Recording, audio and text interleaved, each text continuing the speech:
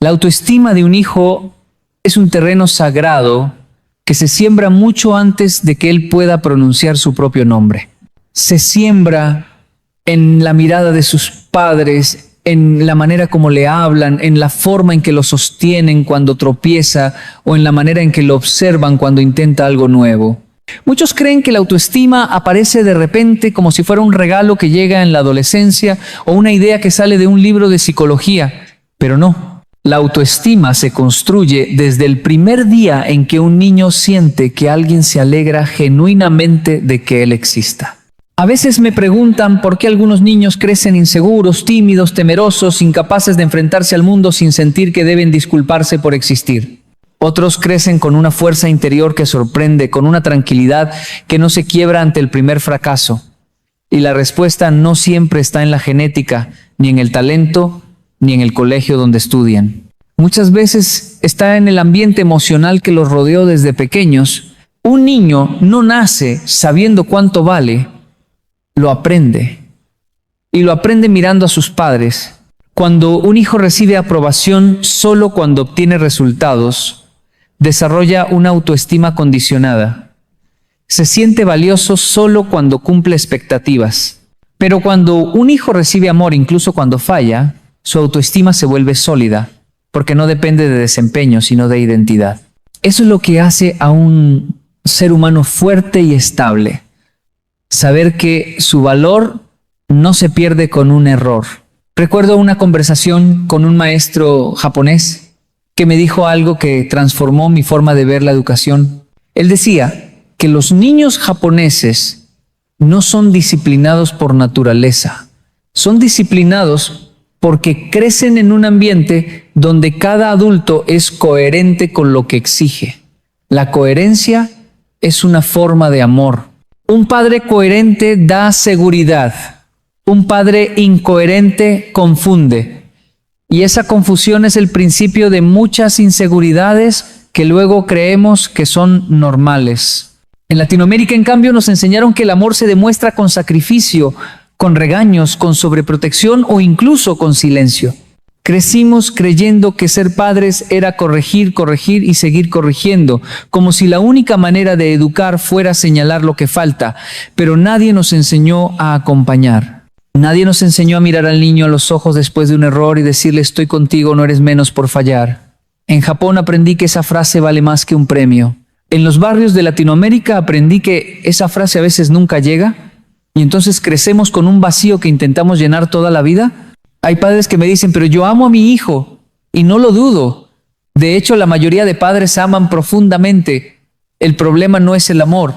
El problema es que muchos padres aman desde la herida, desde su propia baja autoestima, desde su propio miedo, desde sus historias no resueltas. Y sin darse cuenta, trasladan esa fragilidad al niño. Una palabra dicha desde la frustración puede convertirse en una sombra que acompañará al niño durante décadas. Una mirada de desdén puede sembrar en él la idea de que no es suficiente. Y una ausencia emocional puede convertirse en la peor de las cicatrices.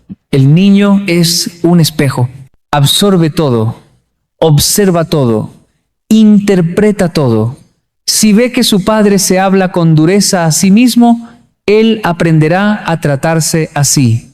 Si ve a su madre sacrificarse más de lo necesario porque no se cree merecedora de descanso, él creerá que amar es olvidarse de uno mismo. Y cuando ese niño crezca, repetirá la historia, creyendo que es normal vivir así, porque fue lo primero que vio. Por eso digo que la autoestima en la educación de los hijos no comienza con los hijos, comienza con los padres, con la forma en que usted se trata a sí mismo, con la manera en que usted se habla cuando se equivoca, con la compasión que se tiene después de una mala decisión. Si usted se condena por cada error, su hijo aprenderá a condenarse también. Si usted se perdona y se levanta, su hijo aprenderá eso también. En una ocasión un niño pequeño se me acercó después de una charla y me dijo, Señor Kenji, ¿cómo hago para no ser tan bruto? Y mi corazón se apretó porque ninguna palabra nace sola. Él escuchó eso en algún lugar. Quizá de un adulto cansado, quizá de un hermano mayor repetido frustrado, o quizá de sí mismo después de escuchar tantas veces que no hacía las cosas bien.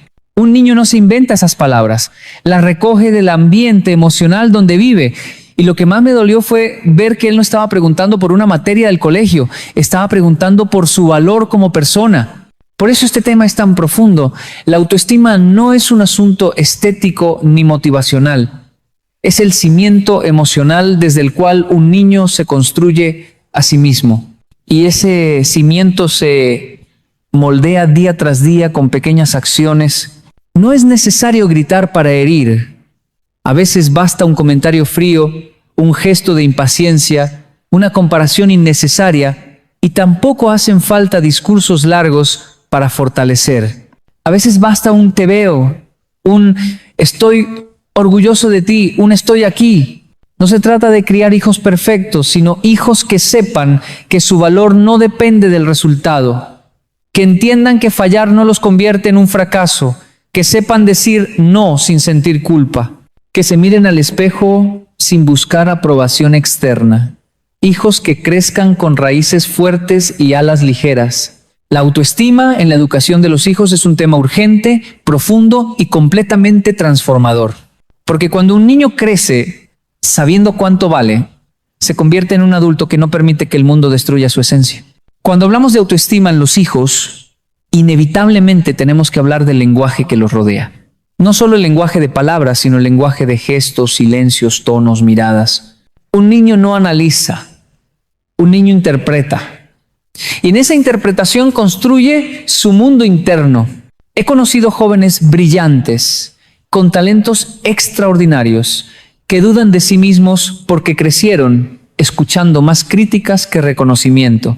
Y he conocido niños con dificultades enormes que aún así caminan con la frente en alto porque alguien en su casa les dijo desde pequeños, tú puedes, y si no puedes, yo te enseño. Cada palabra moldea, cada gesto educa, cada silencio deja un mensaje. Y los niños aprenden a leer esos mensajes antes de aprender a leer un libro. Lo hacen instintivamente, emocionalmente. Por eso digo que el hogar es la primera universidad emocional. Allí no se enseña matemáticas, se enseña dignidad. Allí no se enseña gramática, se enseña amor propio. Allí no se enseña geografía, se enseña identidad. Lo que el niño aprende en esa universidad lo llevará para toda la vida, aun cuando cambie de país, de idioma o de cultura.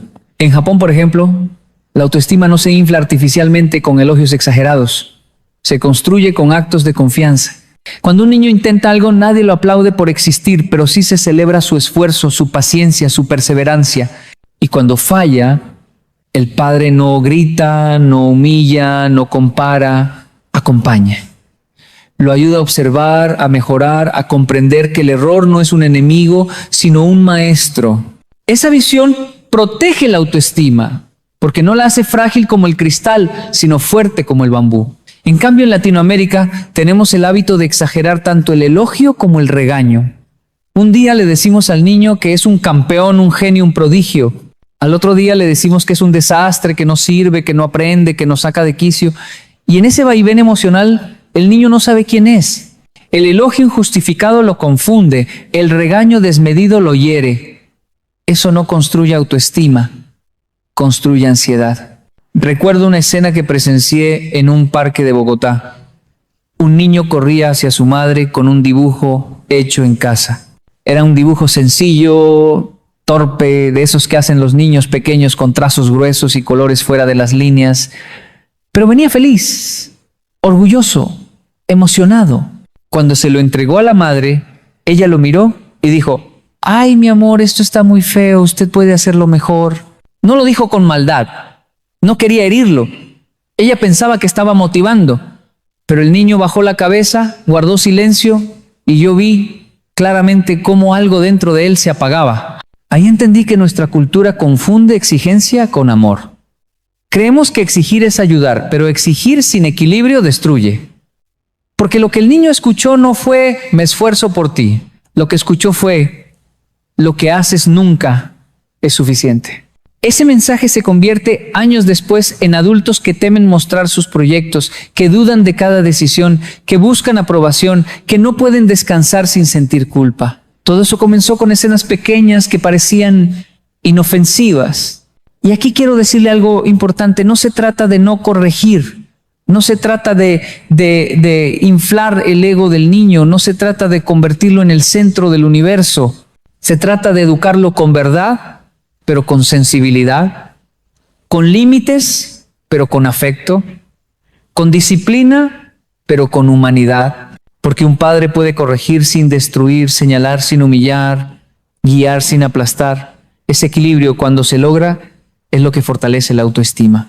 Hay algo más que debemos entender.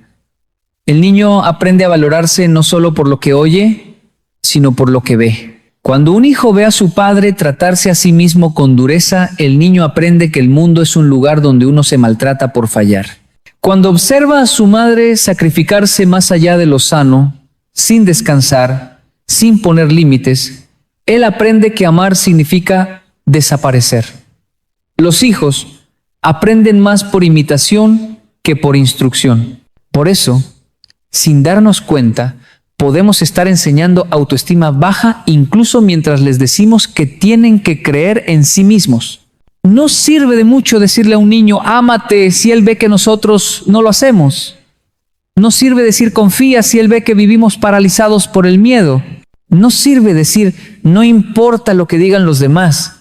Si él observa que vivimos pendientes de complacer, de aparentar, de no incomodar, el niño escucha sí, pero sobre todo observa, aprende, absorbe y repite. Aquí quiero hacer un alto. Si usted conoce a un padre o una madre que necesita escuchar esto, compártaselo. No como un consejo, no como un regaño, sino como un acto de amor. A veces una sola reflexión detiene un patrón familiar que se ha repetido por generaciones. Y si aún no lo ha hecho, suscríbase. No para tener un número más, sino porque estamos construyendo un espacio donde hablar de estas cosas sin miedo, sin adornos, con humanidad. Volvamos. Hay hogares donde el niño no aprende quién es, sino quién debe ser para ser aceptado. Y eso es peligrosísimo, porque ese niño dejará de escucharse a sí mismo. Se convertirá en un experto en adaptarse, en complacer, en imitar, en rendir cuentas emocionales que nunca debería rendir. La autoestima se pierde cuando el niño aprende que su valor depende de su comportamiento. Y la recupera cuando entiende que su comportamiento puede mejorar, pero su valor no cambia. He visto niños florecer cuando un adulto por primera vez les dijo, estoy orgulloso de ti por lo que eres, no por lo que hiciste. Esa frase es como agua limpia para un alma seca. La autoestima en la educación de los hijos es eso. Enseñar que el mundo puede estar lleno de dificultades, pero dentro de ellos siempre habrá un lugar seguro donde refugiarse. Y ese lugar seguro se construye en casa. Con paciencia, con claridad, con coherencia, con amor bien entendido. Hay algo que siempre repito cuando hablo de autoestima en los hijos. Un niño no solo necesita amor, necesita sentirlo, porque el amor que no se expresa, el amor que no se demuestra, el amor que se guarda por dentro, se convierte en duda para el niño. Y la duda es el enemigo silencioso de la autoestima. Uno puede amar profundamente a un hijo, pero si ese amor no se traduce en presencia, en escucha, en comprensión y en gestos concretos, el niño crecerá sintiéndose solo, incluso dentro de una casa llena de gente. Lo vi tantas veces en mi trabajo social que terminé reconociendo un patrón. Los niños no sufren por falta de juguetes, ni de ropa, ni de cuadernos. Sufren por falta de atención emocional. Sufren cuando sienten que no hay espacio para ellos. Sufren cuando cada conversación es un regaño. Sufren cuando tienen que ganarse un abrazo como si fuera un premio. Y ese sufrimiento, aunque parezca pequeño, va moldeando la manera en que se perciben a sí mismos. Un niño que recibe cariño solo cuando se comporta bien, aprende a comportarse siempre para satisfacer a otros, incluso cuando se vuelve adulto. Crece creyendo que debe merecer el amor y no que lo tiene por derecho. Y así se convierte en un adulto que mendiga afecto, que acepta relaciones dañinas, que se conforma con migajas emocionales porque siente que no merece más. Pero un niño que recibe afecto constante, incluso cuando falla, incluso cuando se equivoca, incluso cuando molesta, aprende algo invaluable. Su valor no cambia según su conducta. Ese niño crece con una autoestima profunda, no se derrumba por una crítica, no se arrodilla ante la presión social, no se pierde en relaciones que consumen, porque dentro de él hay un mensaje que lo acompaña como un escudo invisible: soy valioso. En Japón entendí la importancia de la presencia silenciosa. A veces veía a los padres acompañar a sus hijos en tareas sin decir ni una palabra. No corregían cada minuto, no interrumpían constantemente, no señalaban los errores. Estaban allí, presentes, atentos, calmados, y esa calma se le pegaba al niño. Porque un niño aprende que el mundo no es un lugar para temerle a cada paso, sino un lugar donde hay espacio para intentar, fallar y volver a intentar. Y luego veía lo contrario en nuestras culturas latinas. Padres que aman profundamente, pero viven tensos, angustiados, impacientes, cansados. No por falta de amor, sino por falta de gestión emocional. Padres que, sin darse cuenta, convierten cada equivocación del niño en una crisis, cada derrame de jugo en un regaño, cada travesura en un sermón. Y el niño aprende que fallar es peligroso, que equivocarse tiene un precio alto, que expresar algo puede generar una explosión. Ahí es donde la autoestima comienza a fracturarse. La autoestima no se quiebra por un gran evento, se quiebra de a poquito. En pequeñas escenas que se repiten día tras día, escenas que a veces nos parecen normales porque las vivimos nosotros también. La cultura nos acostumbró a educar desde el miedo, desde la exigencia, desde la comparación. Escuchar frases como: mire a su hermano, ese niño sí se porta bien, usted siempre igual, no aprende, no entiende. Se volvió tan común que ni siquiera notamos el daño que produce. La comparación es una de las formas más rápidas de destruir la autoestima de un hijo, porque la comparación le dice que él no es suficiente tal como es, que debería parecerse a otro para ser valioso. Y cuando un niño internaliza eso, pasa lo peor. Deja de mirarse a sí mismo, pierde su identidad, su esencia, su singularidad, y pasa la vida entera intentando encajar, imitar, cumplir, agradar. La comparación no motiva. La comparación asfixia. Y aquí quiero decir algo que a muchos padres les cuesta aceptar. Su hijo no vino a cumplir sus sueños. No vino a reparar su historia. No vino a demostrar nada. Vino a ser él. Y cuando un padre entiende eso, la educación cambia por completo. Deja de moldear al niño según sus expectativas y empieza a guiarlo según su naturaleza. Le enseña a conocerse, a escucharse, a respetarse, y esa es la raíz más fuerte de la autoestima.